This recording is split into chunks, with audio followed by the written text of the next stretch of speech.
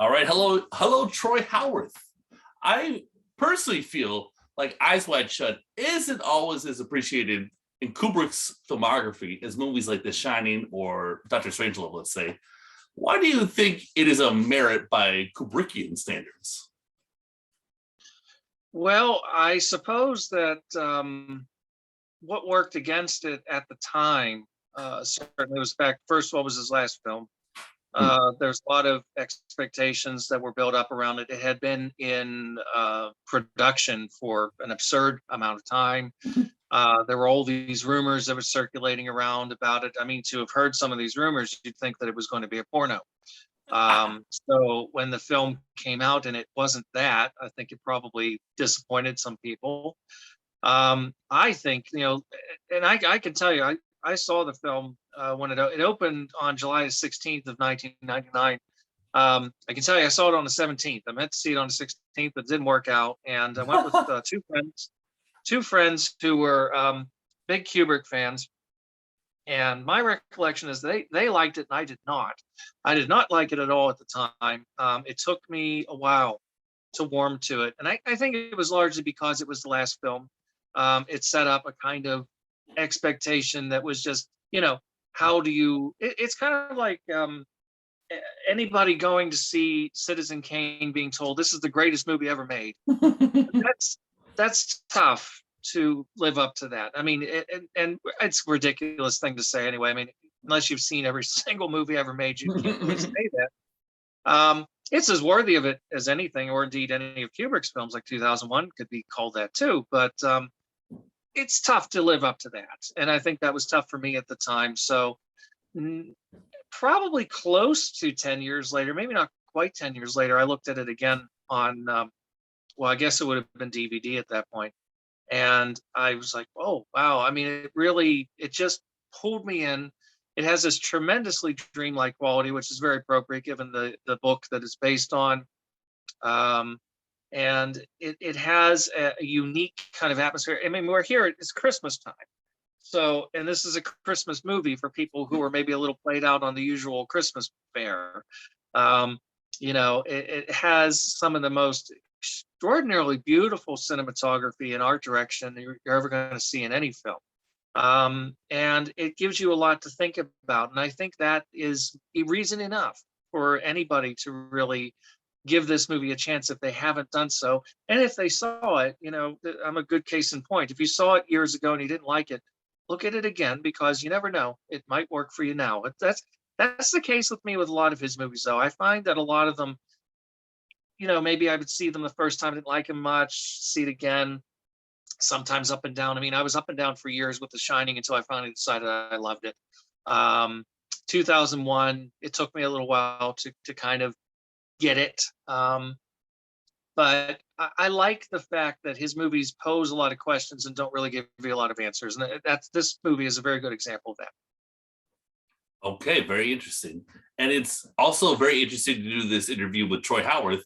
I was talking to a movie theater owner and I said, yeah, I'm talking to Troy Howarth about Eyes Wide Shut. And I said, why Eyes Wide Shut? He's a Kubrick fan? And then he goes, yeah, of course, everyone's a Kubrick fan. But the last time we talked about The Irishman, and here we are talking about Eyes Wide Shut. Okay. A little different question. What do you think about some of the conspiracy theories attached to this movie? Which basically, the idea that he exposed them, the secret society.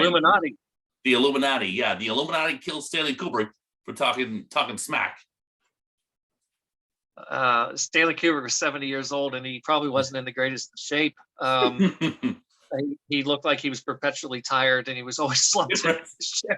Every time you see a picture of him, he just looks like, I mean, I'm not big fun, but we live in an era or an age of extreme conspiracy theories. We live with it daily. We see it all the time in the press.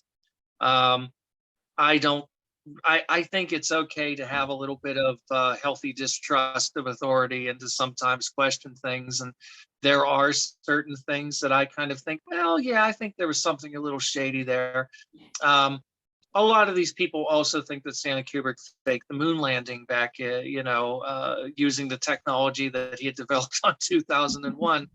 And people say this with a straight face. And I've talked to people who continue to maintain all of these things. I think Kubrick was interesting because he was a very publicity shy guy. As a matter of fact, it led to a kind of famous story, and I can't remember the name of the film. You may know the one I'm talking about, where John Malkovich plays a guy who pretends to be Kubrick. Oh yeah, Uh, I saw, but I forgot. Yeah, yeah, I can't remember the name of the film, but this is a true story that this man pretended to be. He looked nothing like it. He looked absolutely, but nobody really knew what Kubrick looked like. And he had achieved this sort of mystique. And even though he had started off being a reasonably prolific director in the 50s and early part of the 60s, yeah. after a certain point, it was taking him years to get movies made. Hmm. And this kind of mystique, and there's this kind of idea that he was this ivory tower intellectual, and Hmm. he was. He was a brilliant man. He was brilliant at chess. He was a great photographer. He was extraordinarily innovative. He helped to sort of rewrite the rules of filmmaking and change the form and everything. 2001 kind of pushed that as far as you possibly could, in terms of getting away from a conventional science fiction type picture. Um, but because he had this sort of mystique and everybody kind of thinks of him as this kind of ivory tower intellectual, they don't realize this was also a man who enjoyed watching Roseanne. This is a guy who he relocated to England when he made Lolita. He decided to stay there for a couple of reasons, one of which was that he hated to travel. He didn't like to fly. And he realized he could make movies cheaper there.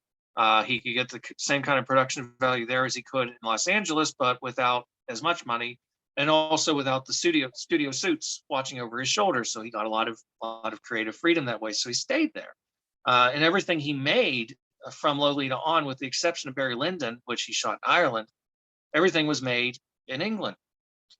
Which always blows people's minds when they hear things like Eyes Wide Shut and The Shining and Full Metal Jacket were shot in England, but they were. Um, but there is this kind of, again, this mystique about him, and that breeds conspiracy theories. And so look at the what is it, the Room 232 documentary 37, about, yeah. oh my God, I mean, he was a brilliant man, but he was not thinking of all of these things. I'm convinced of that. The soup And cans. oh, I mean, it's insane. I mean, there's all these theories that come up.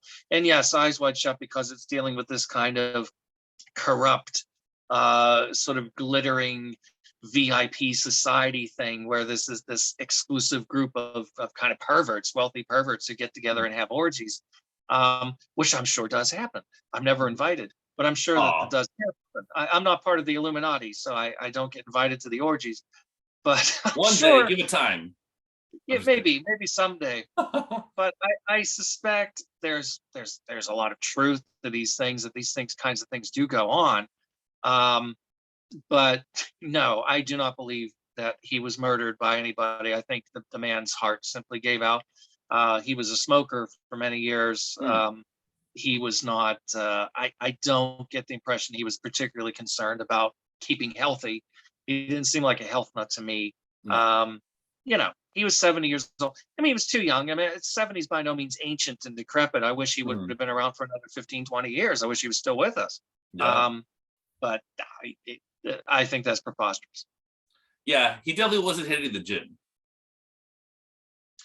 I don't think so. I mean, I'm not one to criticize anybody for anything, especially No, these no. days with COVID. I think we've Yeah. all kind of, most of us, well, unless you want to go into the gym these days, I don't. With everybody huffing and puffing, I'm avoiding it. But Yeah. I don't. He wasn't. He's not Clint Eastwood. Let's put it that way. Clint Eastwood's still going strong in his 90s, because Clint Eastwood works out all the time as a vegetarian, I believe, and he doesn't smoke and he doesn't drink.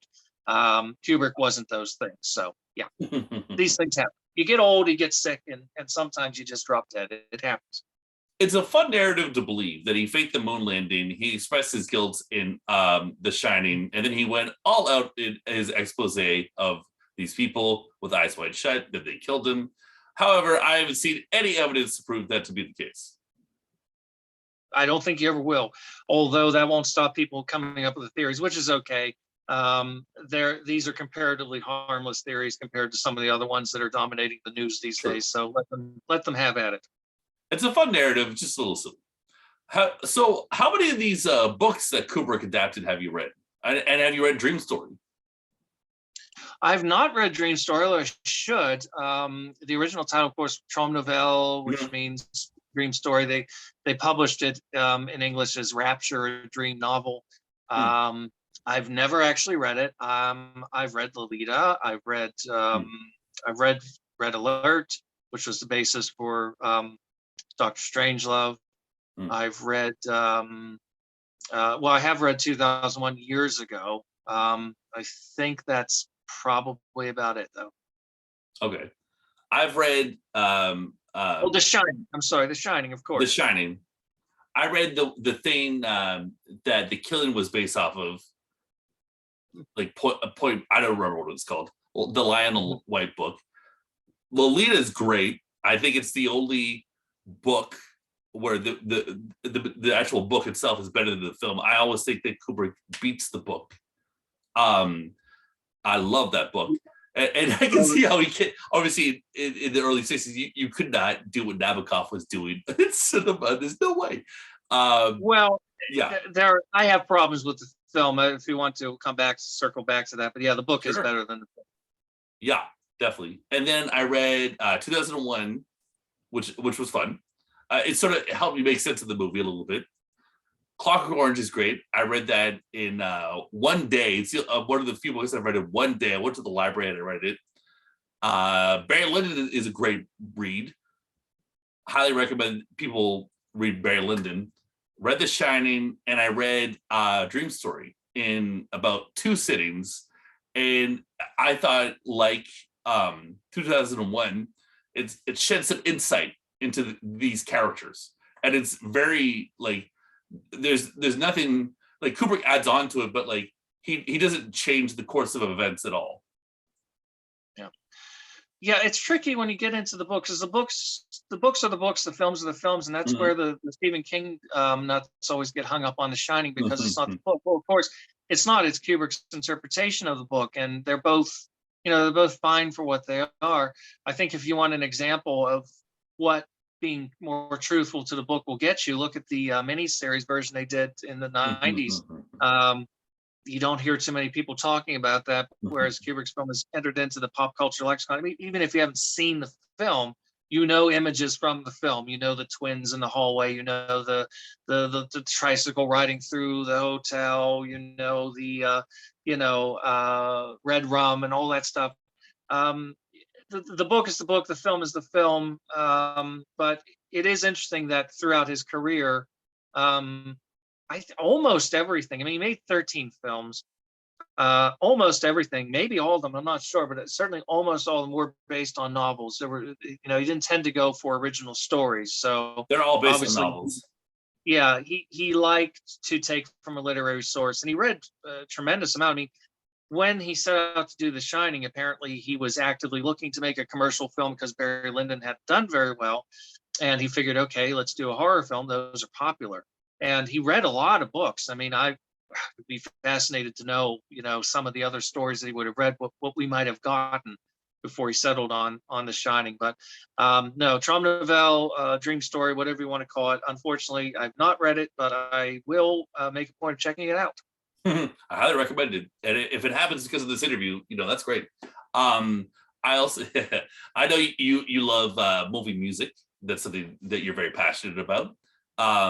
And I really love the music that plays during the orgy. So what are your thoughts on the use of music in this film? He always had an extraordinary ear for music. I mean, his early pictures were scored by a composer named Gerald Fried, or is it Fried? I'm not sure. Who, he did the music for The Killing and Paths of Glory and so forth, and then started getting away from having scores to using existing music. Famously, he had commissioned Alex North, who had written the music for Spartacus, to do the score for 2001. Then he threw it out, Mhm. he decided to go with classical music instead, which is absolutely correct. I've listened to the Alex North score, and it's very good, but he was right to do what he did. And of course, using also Walter Carlos, Wendy Carlos, the great electronic musician, innovative musician on things like Clockwork Orange and The Shining. Always finding really interesting music, sometimes that jars against the image in an interesting way, and is not necessarily what you expect. So the soundtrack for Eyes Wide Shut is amazing. I think it's a great mixture of sort of um, waltzes and very creepy atonal music, which gives it the feel of a horror film. It's not really a horror film, although it has a creepiness to it. It definitely has a creepiness. So I'd say it's one of those movies that you call sort of horror adjacent. I think he was obsessed with the idea of doing something in every genre, and No. he nearly did a western. I mean, he was originally going to direct One Eyed Jacks before Marlon Brando took it over, so that would have been interesting. Um, but this was not intended as a horror film because it already done one, but it has a little bit of that kind of feel, kind of psychological thriller kind of a thing going on in it. Obviously, psychological is the key word here, but the music is tremendously effective. I mean, he avoids the sort of cliched Christmas music. We see all the trappings of Christmas, all the trees and the decorations and all of that, and it's very beautiful, but we don't get sort of Silent Night or any of the classic White Christmas type music that you'd expect to hear. So um, the music in the orgy, I believe, is by Jocelyn Pook. Um, Very, very, very effective with the sort of distorted voices coming through, chanting something. Does it mean something or not? I don't know, but it's very effective, very creepy. The piano piece that you hear throughout the film, very simple, just playing on the keys, very effective. And yeah, I mean, they really played up the Chris Isaac song in the trailer, of course, when they were Right. still Right. desperately trying to make it look like this was going to be the sexiest movie you've ever seen in your life. And, you got the impression that Tom Cruise and Nicole Kidman were probably going to be full frontal naked the whole way through the film. And, again, it wasn't quite that. Well, I think this movie would be great with a double bill with The Devil's Honey first. Yeah, well, interesting at Kubrick, I think back in the 70s, if I remember correctly, he and Terry Southern, who had co-written Doctor Strangelove, during that period of porno chic, when porn films were mainstream, people were actually going to the cinemas to see them. I mean, Mhm. you can see in Taxi Driver, for example, when Travis takes Betsy to the porno theater. Mm. Um, Even in a town like this, Johnstown, where I'm talking to you now, Johnstown, Pennsylvania, I've seen ads for theaters that were showing Deep Throat and The Devil and Miss Jones and things like that. So it was a period when porn was kind of mainstream. He wanted to make a porn film with big stars. He wanted to get he didn't mention anybody specific, but it's like this amazing idea of getting like Raquel Welch and Paul Newman and whatnot into a Ooh. porno movie for the Wow. mainstream. But obviously, that although censorship was relaxing tremendously, he decided against it. The film is very erotic in parts, and it's frank, but it's looking at it today in the era when you have something like Gaspar Noé's film Love, for example, a 3D sex film where things really come at you. Um, Oh it no. it's probably seems pretty tame, I guess. Although, funnily enough, as I'm sure you know, when it was put out originally in theaters, they did all this sort of weird CGI things where they put black hooded figures obscuring parts of the body and things. So, whereas originally he showed what was going on, things were kind of obscured in kind of that way that they did in the 60s, which they spoof in the Austin Powers thing, where somebody's standing right in front of a vase, it just happens to be covering their genitals. Um, so it was a little watered down at the time, but now it's available uncut, of course. Wow. So yeah, to touch on what you were saying about how it's like similar to a horror film, not quite hard horror, not quite on the nose horror. I would say it is a very cold movie, to be certain, and it's hard to relate to or want to warm up to for a lot of audience members. Um, it also explores very disturbing angles in our society.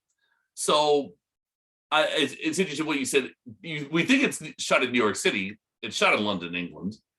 So it's like almost. I remember watching Roger Ebert and Scorsese talk about it. It's like an impression of New York City. It's like a dream of New York City. So what do you think of the movie visually, and sort of separately but together with the theme, some of the themes of the movie? Um, do you believe that secret societies play a significant role in the real world?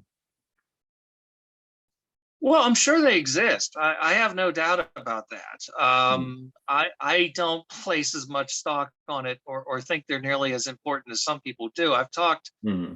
I've had some very disturbing conversations with people who really are hardcore into this Illuminati thing, and Mm-hmm.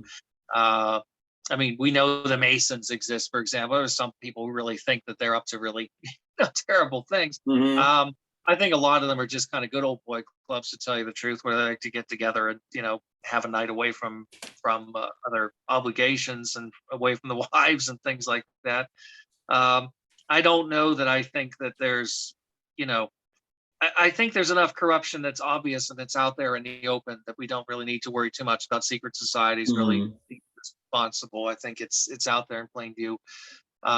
Visually, the film is absolutely remarkable. I can't remember the name of the cinematographer credited on the film, who I don't think has ever done any other films, and I don't think was really a conventional lighting cameraman. I think Kubrick was a great photographer himself. I mean, if you go back and look at the stuff he did when he was in his teens and 20s for like Look magazine and things, um, amazing photography that he did, still photography.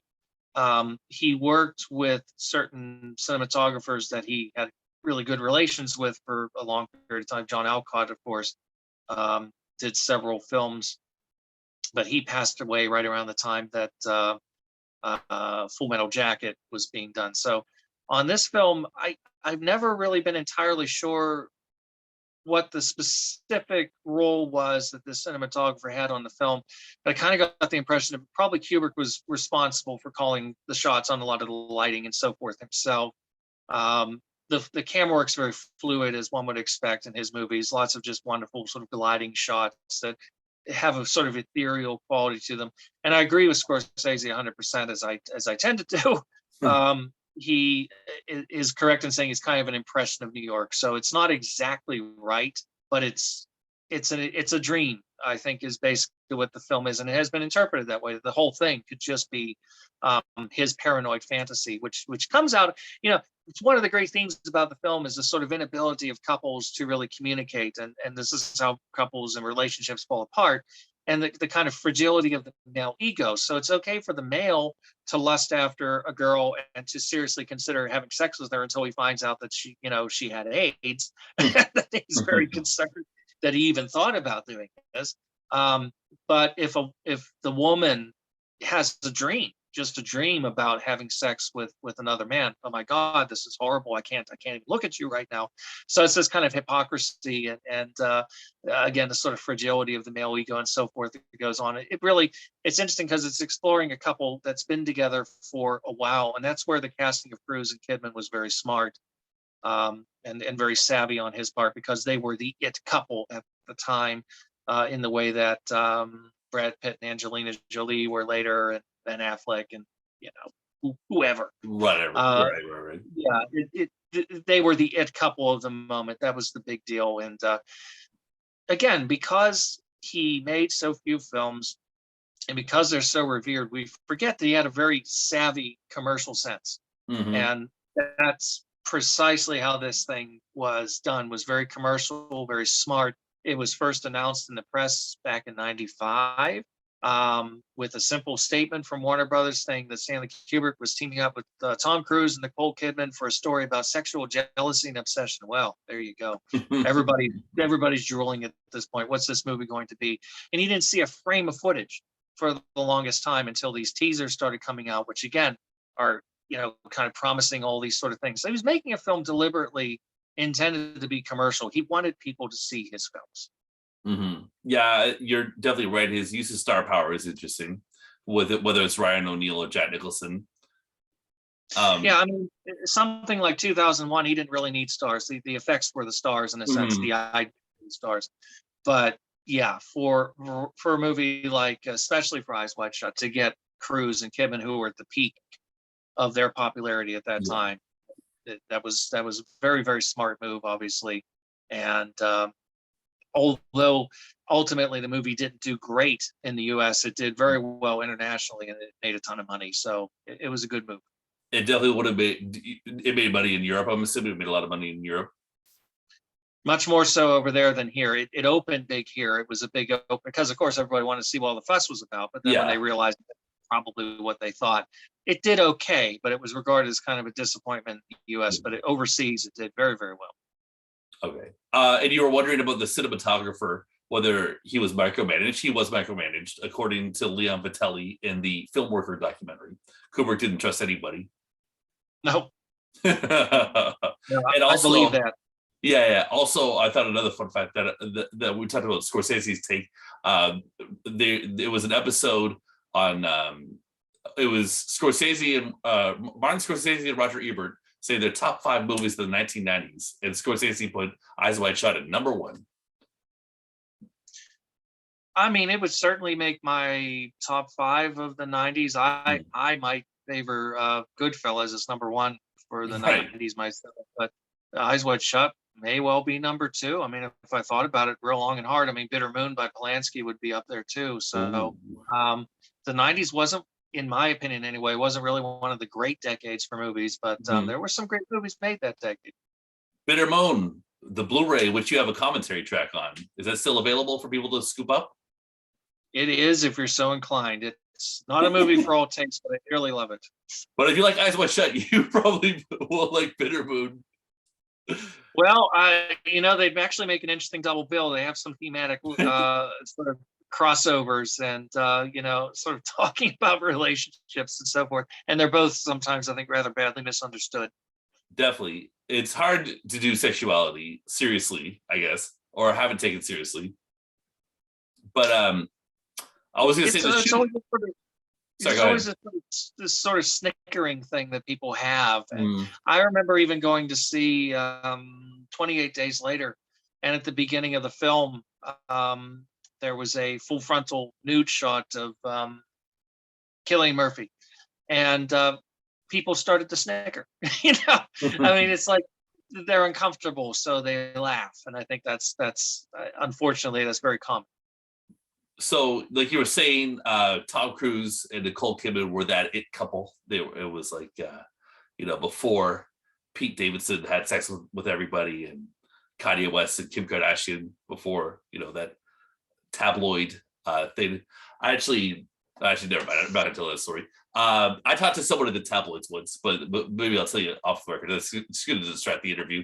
So the shoe was very long. We know that, and it was perhaps the significant contribution to the divorce between Tom Cruise and Nicole Kidman. But who knows? We don't know. But do you think Nicole Kidman is better than Tom Cruise in this movie, or vice versa? I think he's better. I never really bought her performance in the pot smoking scene, which is a very important scene. I find that a little overdone, and it's interesting because Kubrick liked big performances, and this was a big thing with The Shining, for example, because people to this day, if you don't like Jack Nicholson in that film, you're not going to like the film. It's as simple as that. You can't enjoy The Shining if you're sitting there thinking, God, Jack Nicholson is really lousing this thing up. You have to be with it. And I love the story that Spielberg told about seeing the film for the first time. Kubrick had invited him. I think Spielberg was probably in England at the time making Raiders of the Lost Ark, so he was there for the first screening or special screening. And when the movie was over, Spielberg realized I didn't like it. And what am Right. I going to do? What am I going to say to this man? And Kubrick came over and says, "What do you think?" And he tried, he said, "Oh, come on, what you didn't like it?" Yeah. Well, Yeah. I thought Jack Nicholson was a little over the top. And Kubrick said, "Tell me who your 5 favorite actors are without even thinking about it. Just name 5." He named 5 names. And Kubrick said, "Okay, well, where's James Cagney?" Yeah. And Spielberg said, "Well, I like James Cagney, but he wouldn't be in my top five." Kubrick said he'd be in my top five. Yeah. So that he liked those big performances, large performances. George C. Scott famously in Doctor Strangelove complained that Kubrick wanted this big performance from him that he was uncomfortable giving. So he would do one take where he was big, and he would do another take where he was more understated. And of course, Kubrick always used the big takes, which really pissed him off apparently. Um, so it could be that Kubrick really pushed that. I mean, obviously he would have done that scene many, many times because he was well known for doing many, many takes. Um, that scene, I've never really thought. I never really believed her in that sequence, so that puts Cruise a little bit ahead. In general, I'd say Kidman's the better actor, but Right. Cruise is one of those guys. He's very. It's a strange thing. There's something I find very off-putting about him in general, but when I like him a lot. I think he's very good for this film. I think he's very convincing in this particular role, and I don't have a problem with him in this film at all. I thought Tom Cruise is really good at this movie, and he was also at Magnolia that year. So he had a good year in 1999, dramatically at least. Yeah, I mean, again, even in Michael Mann's Collateral, he was very good in that. Yeah. He was surprisingly good as Lestat in Interview with the Vampire. I've always respected the fact that he's clearly somebody who goes out of his way to work with interesting filmmakers. He's worked with Spielberg, De Palma, Coppola, Scorsese. I mean, Mhm. the whole reason that he signed on to do this film, that they signed on to do this film, is because it's Kubrick. Right. And they knew it was going to take forever and a day, which it did. It took 400 days to make this film. 400 Jeez. days. It started in November of 1996 and finished in June of 1998, and that was like straight through. And of course, there were changes and shakeups that happened during that time because people didn't realize when you sign on to do a Stanley Kubrick film, you're going to be there for a long time. And so some people had to bail, and there were things that happened. But this was not the most commercial move for somebody like Cruise, but obviously to his credit, he realized that working with Kubrick was a once in a lifetime thing. So he did it. And I think he's very convincing in the part. I really do like him in this film. Yeah. So speaking of cast members who bailed, Harvey Keitel was originally cast as Victor Ziegler, but I think Sidney Pollack really nails it, especially in that last scene of the pool table. I think he's very, very good at in that role. But I also think the character is quite fascinating. He's sort of like this dark father figure, which I think, if we're going to be honest, we all kind of have, or a lot of us have someone like that. Like he was a mentor, but it's the advice is to stay quiet or to not interfere. So I would love to get your thoughts on that character. Well, he's very important. He's not in it that much, and I think that's why. I think that's where Keitel got into trouble, because he figured, well, I'm not going to be, I'm not going to be here for the whole film. And he ended up being there for far too long. Going back to the whole thing about the crazy rumors that went around about this film. I remember a story that got out and was going around and got a lot of steam. Was that there was a scene in the film where Keitel's character was masturbating by Kidman's face, and he got a little carried away. He got a little carried away, let's say, and there was an accident in her hair. Oh my God! So he got fired. Well, people. I mean, don't forget, this is the period when he's letting it all hang out there in movies like that, Lieutenant and The Piano. So people thought, well, maybe this is true. Of course, it's not true at all. It's the most ridiculous thing. But what happened was he figured, well, I've only got like 2 or 3 scenes. He probably blocked something out, months down the line, and then he's still working on it like a year, almost a year later. So he had to bail. Sidney Pollack had directed Tom Cruise in The Firm, I believe.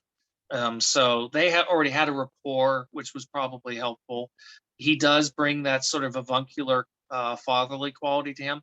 I think Keitel would have been interesting, but Keitel has this intensity to him that Pollack doesn't have. Pollack's more sort of laid back, and I think ultimately it probably worked out for the best. I would love to see the footage of Keitel, although I'm sure it was destroyed.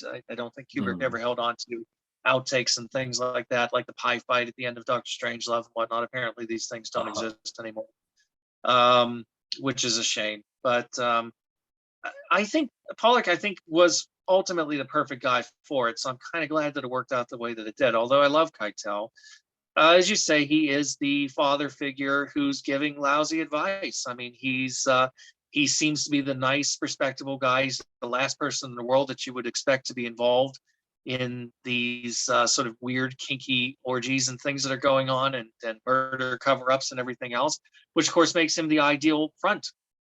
So that's the whole point, and that's a Kubrick theme that he uses a lot. Really, that sort of idea of the deceptive nature of appearances. Mhm. You can't necessarily trust people just based on what they present themselves to be. You can see it in so many of his films, and and again, also the theme of marriages that are flawed, couples who probably really shouldn't be together, things like that go through a lot of his movies too. I mean, he had apparently read the book all the way back around the time of 2001 and had shown it to his wife and said, I'm thinking of making this. And she read it. She didn't like it, which I could probably understand why, because she probably thought, I don't know if I like the idea of him making a film on this topic. Um, but needless to say, it took a long time for him to finally get around to doing it. Um, I think in some respects, Ziegler, although clearly he's not the lead, in some ways he's kind of the most interesting character in the film. I think so too. I think he's pretty fascinating. And I don't know. I think I don't know if it was the first time I watched it, but when you see the mask like look down, it's got to be somebody knows. And I don't know. It's pretty incredible stuff. And I don't know if if it is bad advice. I mean, you wouldn't advise someone to go up against the mafia. Sometimes you do have to kind of like be quiet. I guess it sucks, but I mean, being involved in a fetishistic sex cult is probably not the best thing to do. But the advice might be solid. I don't know.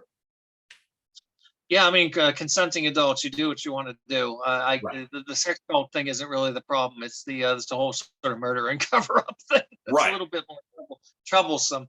But yeah, I mean, he just brings that sort of soothing quality to it. He's the guy that you can picture being your dad.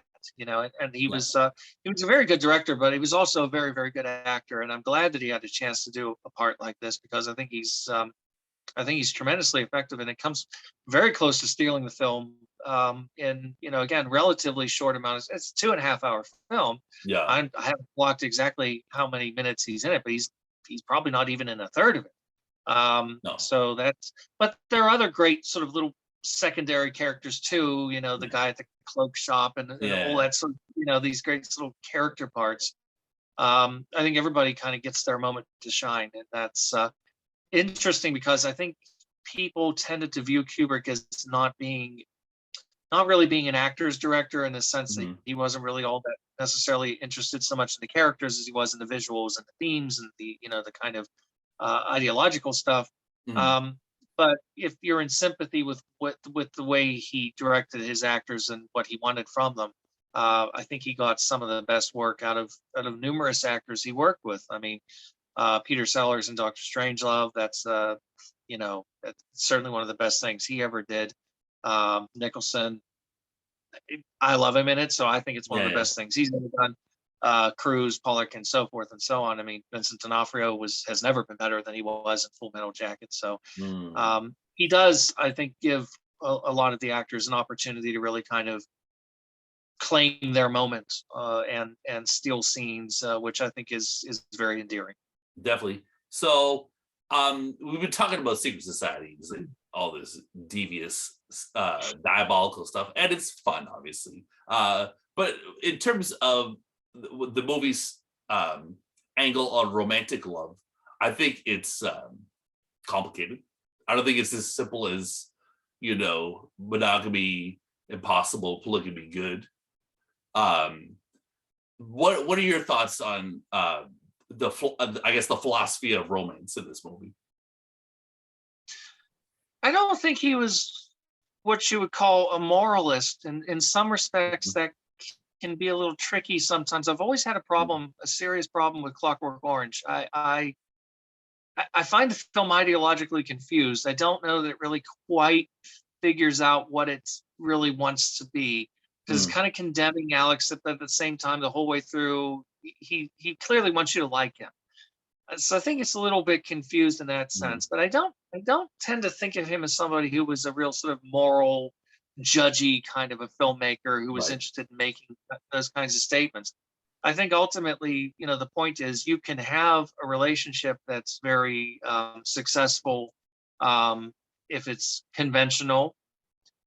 You can also have relationships that are successful when they're unconventional. We look at sort of open relationships and polyamorous relationships and things like that. That a lot of people sort of shake their finger at and say that that's Hmm. not right. Well, I mean, it's right if it works. True.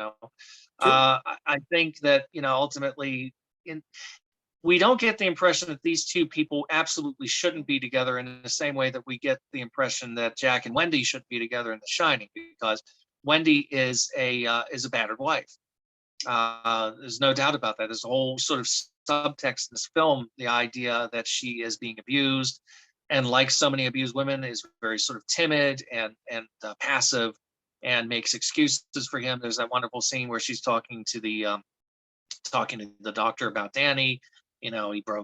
Jack broke his arm, but it's okay. He stopped drinking. Everything's great now. It's like, well, I don't know about that. So you don't get that impression here with these two. You do get the vibe at the end of the film that if they learn to kind of communicate, that's the key thing, that they're going to be able to pull through it. It's not just a matter of, are they still interested in having sex or not. Sex alone is not enough to sustain a relationship. There has to be communication.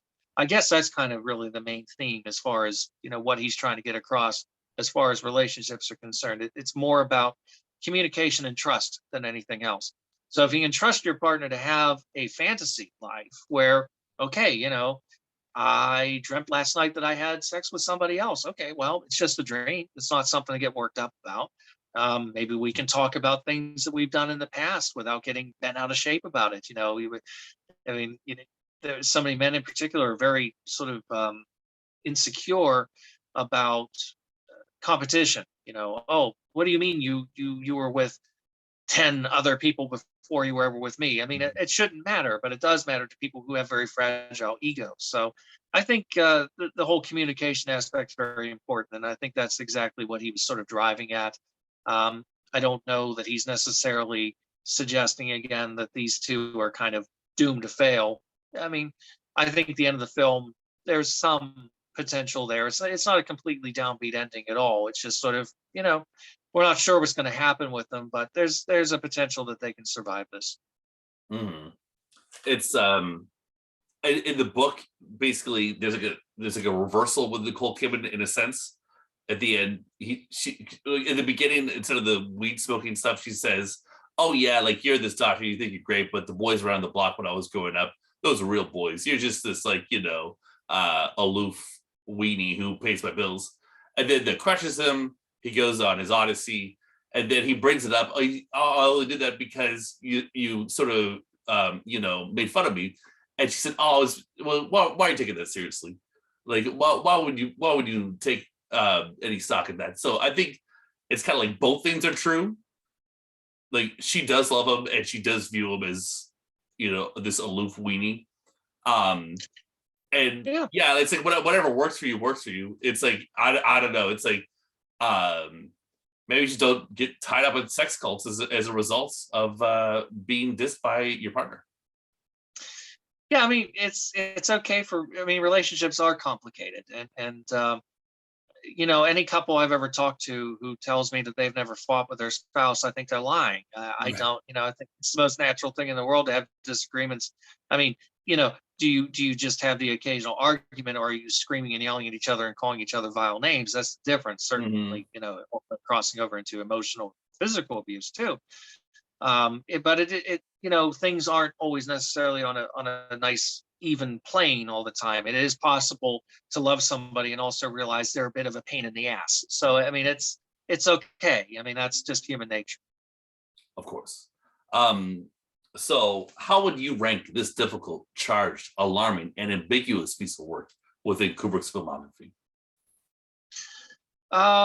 My favorite is Doctor Strangelove. I Hmm. probably always will be. I just adore that film. This one kind of goes back and forth with The Shining for me for the two spots. So it's certainly in the top three for me.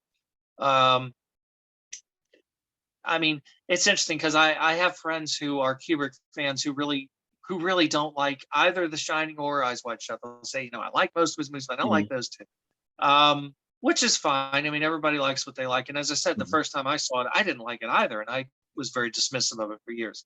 But it does kind of vibe back and forth. So probably because The Shining is the one I saw the most recently, I'll say it comes in number three, Eyes Wide Shut. But I mean, I could watch it again tonight. It would go back up to number two. So it's in the top.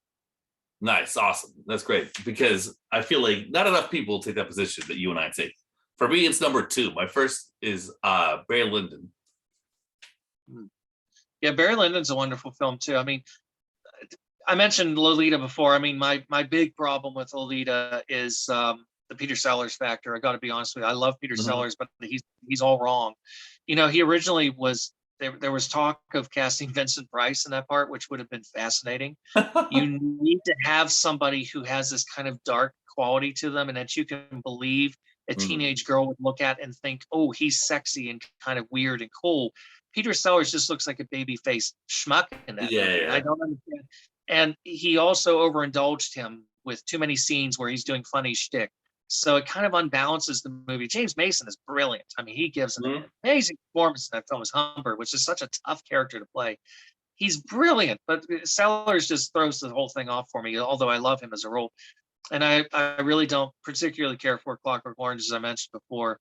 Mm. And like most people, I have my problems with the second half of Full Metal Jacket. Mm. Although the first half is just, amazing. But Yeah. all the other films are just very, to me, varying levels of masterpieces, pretty much. I mean, they're all, well, not the first couple, the I never saw Fear and Desire. I haven't Right. seen that yet. It's And not it's nothing special. It's really not worth tracking down. no, Yeah. no, he hated it. I'm sure he would have. I think he thought he destroyed every copy. So I Mhm. never saw it. And Killer's Kiss is certainly not a masterpiece, but all the other ones from The Killing on, amazing. Really, really amazing films. Maybe not so much Spartacus. That's not really so much his film. Yeah. But the ones we think of as Kubrick films. I mean, the tragedy is there's just not more of them. I think tend to think the same way, like of Sergio Leone, for example, that he made so few films. I wish he would have made more. But there's Scorsese made a comment about that to the effect once that one film by Kubrick has as much to unpack as five films by anybody else. So maybe we shouldn't be too greedy. Absolutely. Well, that's a good place to leave it at. I got one more question for you. Troy, thanks a lot for talking to me today about one of my favorite movies by cinema's perfectionist, Stanley Kubrick. But before I let you go, though, how many books as well as commentary tracks do you figure we'll get from you in 2022? Well, books, there will be at least one. I've written a book about Umberto Lenzi, the Italian director, who's unfortunately better known for lesser films that he did, like Cannibal Ferox, which aren't really his best movies, but it did a lot of great crime thrillers and gialli and things like that, adventure films. Book will be out sometime in 2022. Commentary wise, you never know. I mean, it just all depends on what they ask me to do and what I want to do. I am lined up to do several that I'm really excited about. There's a couple that are going to be released yet that haven't come out. Lucio Fulci's Conquest, for example, will be out in 2022.